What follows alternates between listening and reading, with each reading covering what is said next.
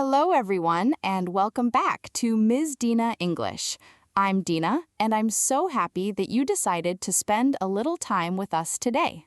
And I'm Tom. Whether you are relaxing at home, driving to work, taking a walk, or enjoying a quiet cup of coffee, thank you for listening. Today, we are going to talk about something that many people think about but do not always talk about openly. Our topic is, it's never too late to start over. This is a message that many people need to hear because life does not always go the way we expect. Sometimes we lose a job, finish a relationship, move to a new city, or simply realize that we want something different. And when those moments happen, we often ask ourselves, is it too late for me to begin again? The answer we want to explore today is simple. No, it is not too late. As always, we will use natural English for B1 to B2 learners. We will speak clearly, explain useful vocabulary, and have a relaxed conversation. Don't worry if you don't understand every single word. Focus on the main ideas, and your listening skills will continue to grow. Before we begin, we have a question for you to think about while you listen. Here it is. If you could start one part of your life again today, what would it be? Maybe you would choose your career. Maybe you would return to studying. Maybe you would finally begin learning a new language. Or perhaps you would simply change one daily habit that no longer makes you happy. Whatever your answer is, keep it in your mind while we talk together today. Starting over sounds exciting, but it can also feel frightening. That's true. Many people think that starting over means they have failed. But I don't think that is true at all. Neither do I. Sometimes starting over is actually a sign of courage. Because you are willing to admit that something is no longer right for you. And instead of staying unhappy, you decide to move in a new direction. That decision is not always easy. No, because change often brings uncertainty. We don't know exactly what will happen next. We leave something familiar, even if it wasn't making us happy. Human beings often prefer familiar problems instead of unfamiliar opportunities. That's an interesting way to say it. Think about it. Someone may dislike their job every single day, but they stay because they know what tomorrow looks like. The idea of finding a new job feels risky, even if it could be much better. Our brains often choose safety before happiness. That is why so many people remain in situations that no longer help them grow. But there comes a moment when staying the same becomes harder than changing. And that is often when a new chapter begins. Dina, have you ever had to start over in your own life? Yes, more than once, actually. Really? Tell us about one of those experiences. Well, there was a time when I felt comfortable doing the same things every day. Comfortable sounds nice. It did feel comfortable, but after a while, it also felt predictable. So comfort slowly became boredom. Exactly. I realized I was learning very little because I wasn't challenging myself anymore. That can happen without us noticing. Yes, one day I asked myself a simple question. What was it? I asked, if nothing changes, how will my life look in 5 years? That's a powerful question. And honestly, the answer made me uncomfortable. Because you saw yourself living exactly the same life? Yes, there was nothing wrong with it, but there was also nothing exciting about it. So what did you do? I decided to learn new skills, meet different people, and spend more time on projects that challenged me. Was it difficult at first? Very difficult. Why? Because beginners make mistakes. That's true for everyone. I had to remind myself that making mistakes wasn't proof that I couldn't succeed, it was simply proof that I was learning something new. Exactly. I think many listeners can relate to that feeling. Especially English learners. Yes, sometimes people are afraid to speak because they don't want to make grammar mistakes. But every confident English speaker was once a beginner too. Nobody starts by speaking perfectly. Learning always looks a little messy in the beginning. And that's completely normal. Tom, what about you? Have you ever had to begin again? Yes, and my story is about something much simpler. Sometimes simple stories teach the biggest lessons. A few years ago, I stopped exercising regularly. That happens to many people. At first, I thought, I'll start again next week. Then next week became next month. And before I knew it, almost a year had passed. That's surprisingly easy to do. One day, I looked at my running shoes and realized they were cleaner than ever. Because you hadn't used them? Exactly. They looked brand new, which wasn't something to be proud of. So what finally changed? I stopped thinking about running 5 kilometers. What did you think about instead? I only focused on putting on my shoes and walking outside for 10 minutes. That sounds much easier. It was, and after a few weeks, 10 minutes became 20, then 30, and eventually I enjoyed exercising again. That's an important lesson. Starting over doesn't always begin with a huge decision. Sometimes it begins with one very small action. A single action that tells yourself, I'm trying again. And often that's all you need to begin creating a different future. We have talked about taking the first step, but there is another question that many people ask. Yes, they often wonder, what if I have already wasted too much time? That thought can be very heavy. It can stop people before they even begin. Some people think they are too old to change careers. Others believe they are too old to study. And many English learners say, I should have started years ago. Have you noticed how often people use the words too late? Yes, almost as if life has a secret deadline that nobody told us about. But real life doesn't work like that.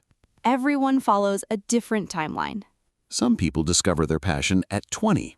Others discover it at 40, 50, or even later. The important thing is not when you begin. The important thing is that you actually begin. I once heard a simple sentence that stayed with me. What was it? 5 years will pass anyway. I like that. Whether you start today or not, 5 years from now will still arrive. So the real question becomes, who do you want to be when those 5 years have passed? Exactly. Imagine two people who are both 40 years old. One decides to learn English. The other says, I'm already 40, there's no point. 5 years later, both people are 45. But one can now have conversations, travel more confidently, or find better work opportunities. The other person is still thinking about what they could have done. Time moved forward for both of them. Only one chose to move forward with it. That example reminds us that age is often less important than action. Of course, some goals become harder with time. That's true, and it's important to be realistic. But many meaningful goals are still possible at every stage of life. Learning, improving relationships, becoming healthier, starting hobbies, building confidence. Those opportunities don't disappear because of your birthday. Tom, do you think people compare themselves too much with others? Definitely.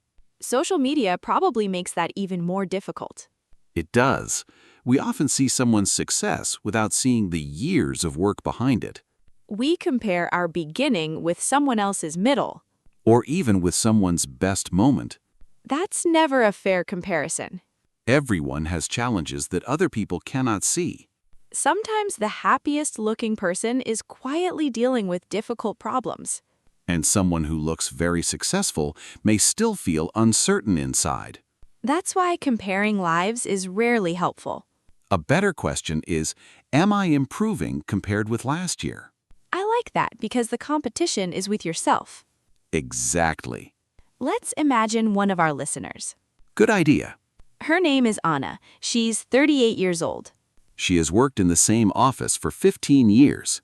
The job pays her bills, but she doesn't enjoy it anymore. For years, she has dreamed of becoming a graphic designer.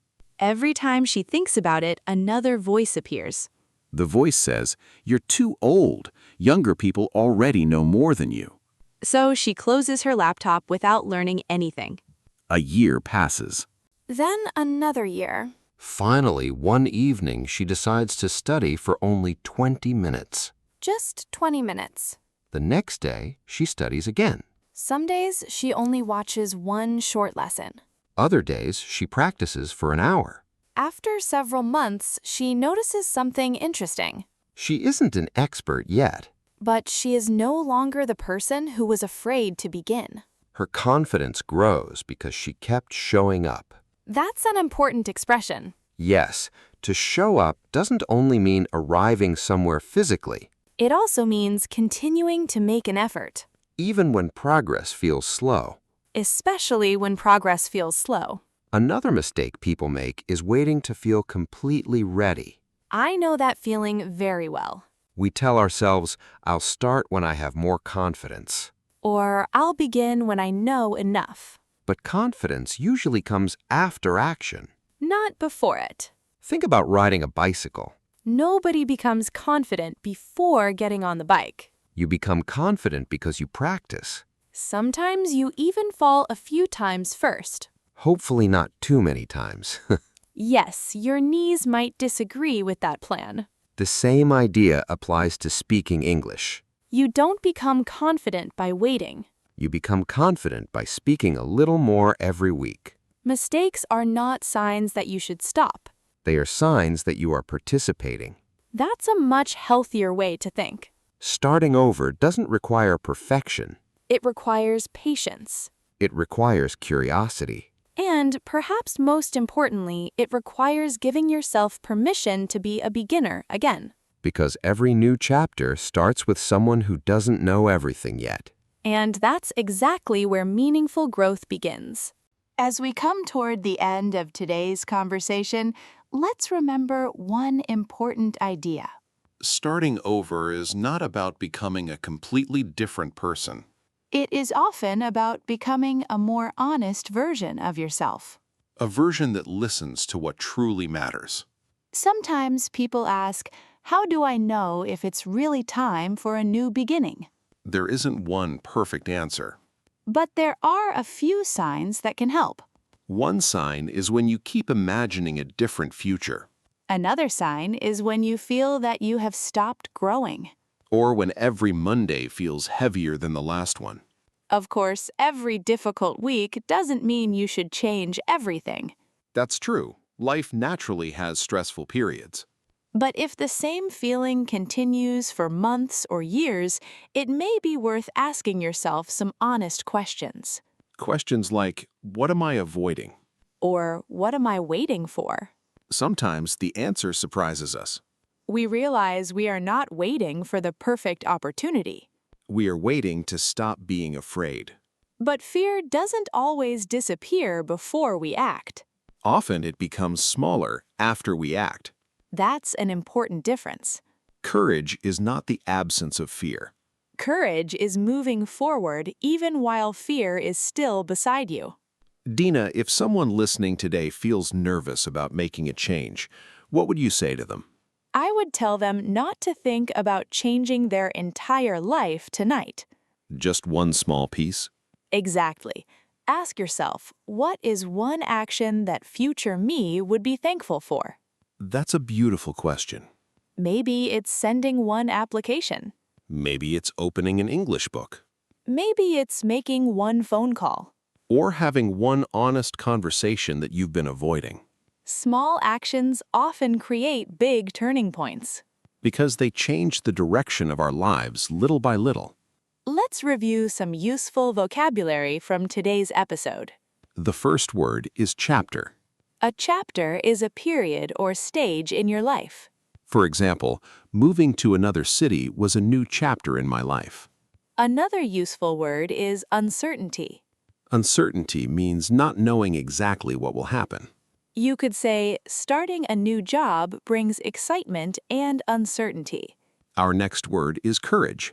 Courage means choosing to do something even when you feel afraid. For example, it took courage to speak English in front of everyone. We also used the word confidence. Confidence is believing in your own ability. Confidence usually grows through practice.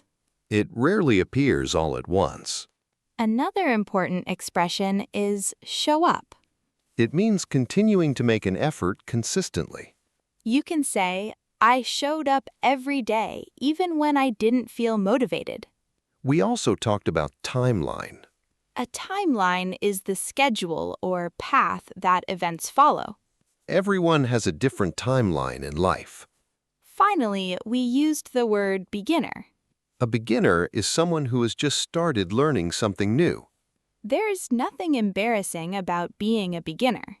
In fact, every expert was once a beginner. Before we finish, we'd like you to think about our first question again. If you could start one part of your life again today, what would it be? And now ask yourself one more question. What is the smallest action you can take within the next 24 hours? Don't choose something impossible. Choose something realistic, Small enough that you can actually do it. because completed actions build confidence much faster than perfect plans. If you'd like to practice your English, write your answer in the comments. You could write, I'm from blank, and today I'm starting by. It doesn't have to be a big dream. Every meaningful journey begins with one simple step. Thank you for sharing part of your day with us. We hope today's conversation reminded you that your story is still being written.